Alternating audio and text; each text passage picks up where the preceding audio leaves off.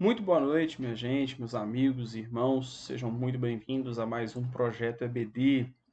Né? De novo, estou aqui sem a minha esposa, mas em breve ela retorna, né?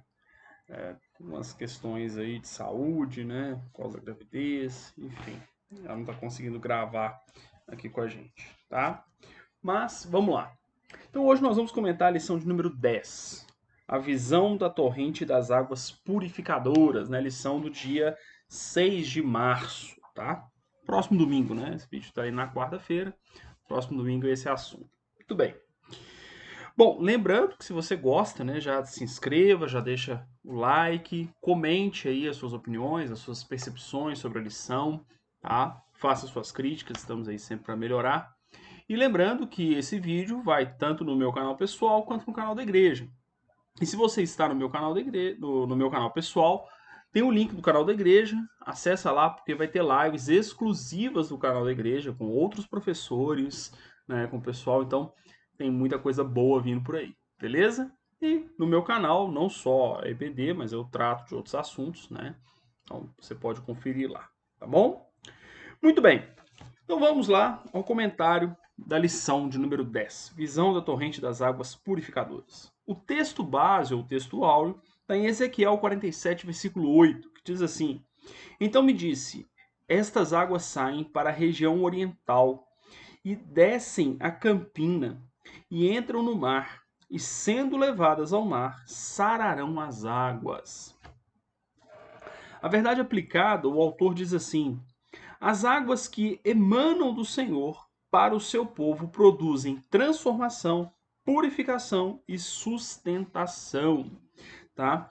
A lição de número 10, ela tem os objetivos de mostrar a visão que jorravam do templo, falar sobre o uso do termo das águas na Bíblia e destacar a água viva no presente e no futuro. Tá? Nós vamos ver exatamente o que significa essas águas do templo, nós vamos entender o que é a água, né, na mensagem bíblica e o que são essas águas para nós e para a nossa vida espiritual e o projeto de salvação na Bíblia. Ok? Então vamos lá. Na introdução, o comentarista ele diz assim: olha, ao longo de toda a Bíblia, há menção a rios e águas como sentido metafórico que transmitem verdades espirituais, e é isso que vai ser estudado aqui. Então, nós vamos estudar o significado profético espiritual dessas expressões, tá bom? No primeiro tópico, a visão das águas que jorram do templo. Olha que interessante. No primeiro 1.1, ele já fala das fontes das águas, né? E eles faz exatamente a associação das águas como sendo o próprio Senhor Jesus a fonte dessas águas. E ele cita, né, João capítulo 4, versículo 10, João capítulo 4, 10, capítulo 4, 10 e 14, Apocalipse 21. Né? E é interessante que essas águas jorravam do templo, e Jesus também se coloca como templo. Né? Em João capítulo 2, versículos 19 a 22, Jesus fala, olha, e será derribado em 3 dias, ele será reconstruído, será levantado, falando da sua própria ressurreição. Ou seja, mostrando que o templo figura o próprio Senhor Jesus, sendo o Senhor Jesus a fonte dessas águas. A fonte das águas que descedenta a nossa alma, que dá vida, que purifica, que nos sustenta. Né? Eu achei interessante que já de cara ele faz essa associação entre o templo e o próprio Senhor Jesus como fonte das águas vivas que descedenta a alma do ser humano, né? Como o texto base, né, fala que essas águas chegarão ao mar, ele vai comentar depois, e vivificarão, né? Ou seja, é a ação do Senhor, a ação da palavra de Deus que vivifica a nossa alma, né? Que purifica, que dá vida e vida eterna. Amém? 1.2, o percurso e a profundidade das águas. É interessante que ali um varão, né, ali o próprio figura, né, do próprio Deus ali, vai conduzindo o profeta.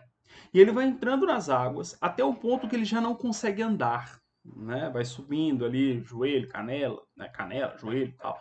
Né? Até um ponto que ele já não consegue andar, ele tem que nadar.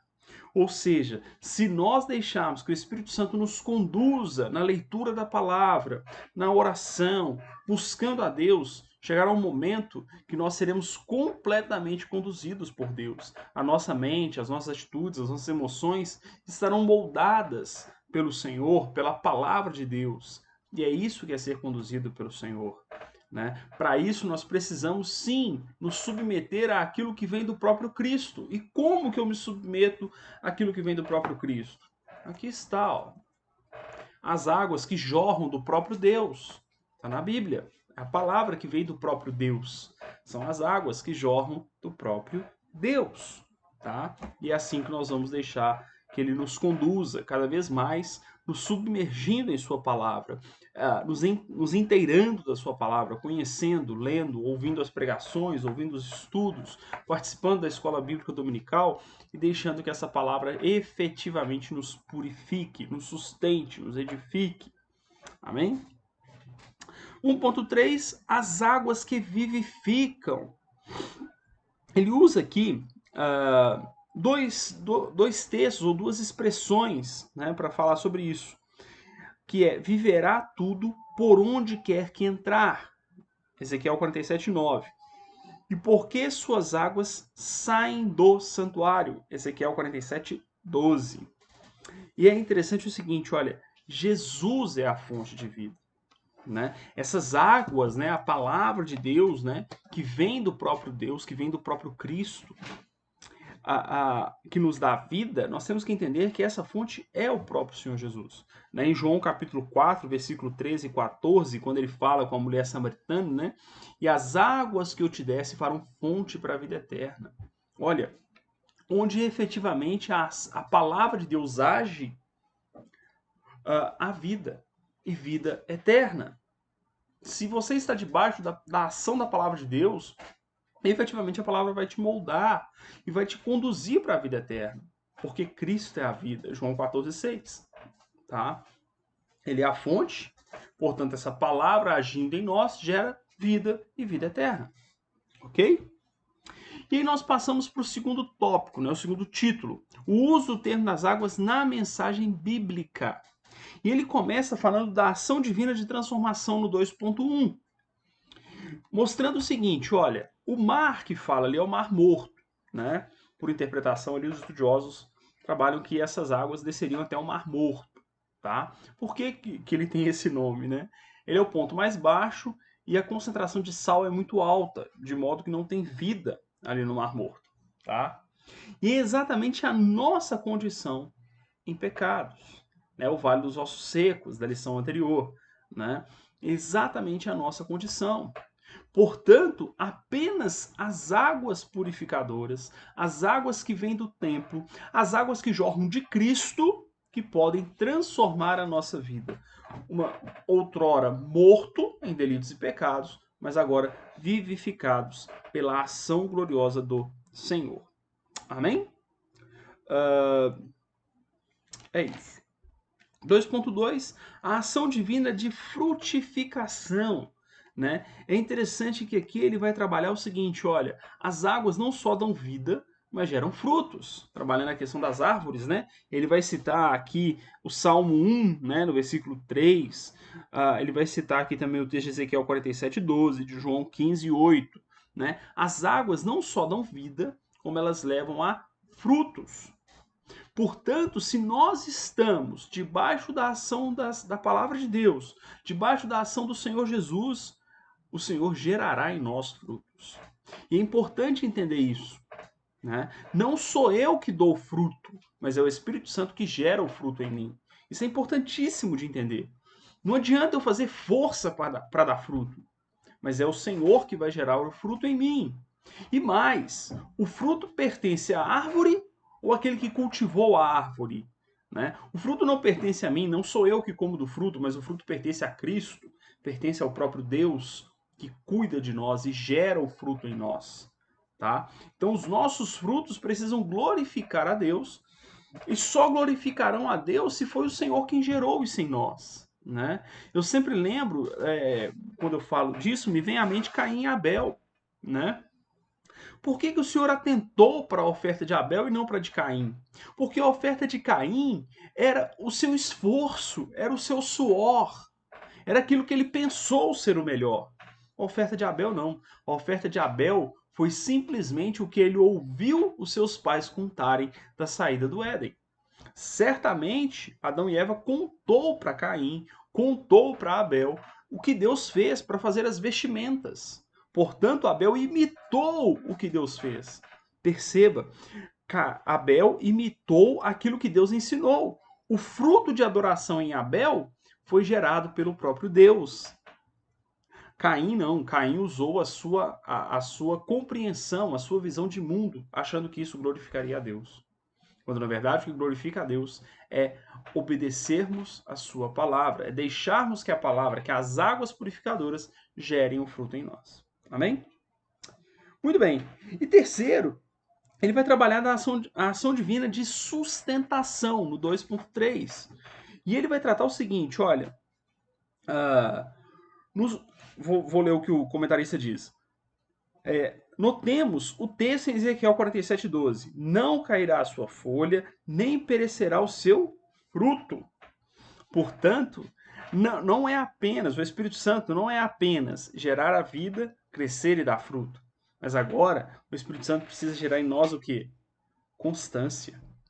O comentarista chama de perseverança. É o Espírito Santo que faz com que nós perseveremos na fé. É isso mesmo, né? Com que a gente venha permanecer de pé, junto do Senhor, aos pés do Senhor, né? Sendo constantes na presença do Senhor. É Ele quem faz isso, tá? Agora, o comentarista ele faz a seguinte pergunta: como permanecer ou como ser perseverante em um tempo de tantas distrações e novidades? E ele responde dizendo assim, olha, usando Jeremias 17:8, né? Que fala das árvores, né? Que as raízes crescem para o ribeiro, estendendo nossas raízes para este ribeiro de águas que brotam do trono de Deus. Perceba, se você não estiver enraizado em Cristo, enraizado na sua palavra, você não vai conseguir ser constante. Você não vai conseguir perseverar na presença do Senhor. Tudo que está à sua volta vai, de alguma forma, deturpar a sua mente. Portanto, a única maneira de perseverar é estando sob a ação das águas purificadoras, que é a própria palavra de Deus, que procede do trono da glória, que procede do trono do Senhor, que é Cristo, que morreu em nosso lugar.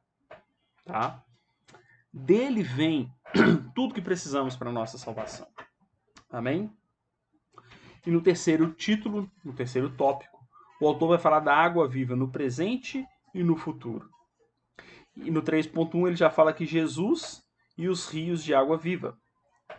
E aí ele vai falar o que eu falei lá no tópico anterior, né? O Senhor Jesus se apresenta como a fonte da água da vida. João capítulo 4, versículo 10 ao 14. Quando ele fala para a mulher samaritana que a água que ele dá é fonte para a vida eterna. No 3.2, ele vai falar sobre Zacarias e as águas vivas de Jerusalém, né?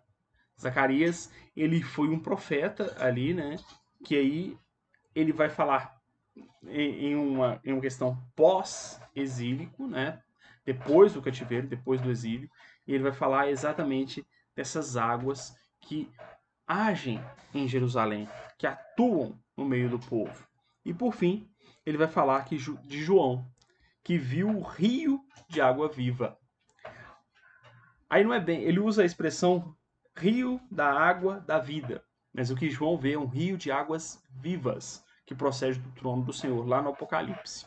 Né? Esse rio ali, ele é literal. E o comentarista termina dizendo assim: bem-aventurados os que aproveitam a oportunidade e atendem ao chamado para tomar a água da vida. Queridos, se nós nos submetermos à palavra do Senhor, vivendo debaixo dessas águas, vivendo sob a influência dessas águas, certamente, em breve, estaremos para todo sempre diante desse rio de água viva que procede do próprio trono do Deus Todo-Poderoso. Amém? Que possamos permanecer firmes, sempre moldados pela palavra de Deus, submissos a Deus, para que em breve possamos estar diante do trono da glória, adorando a Deus para todo sempre. Amém? Que Deus abençoe. Mais uma vez, não esqueça de curtir, compartilhar, comentar e se inscrever aí nos canais, tanto no meu quanto no da igreja. Que Deus abençoe a todos, um grande abraço e até o próximo vídeo.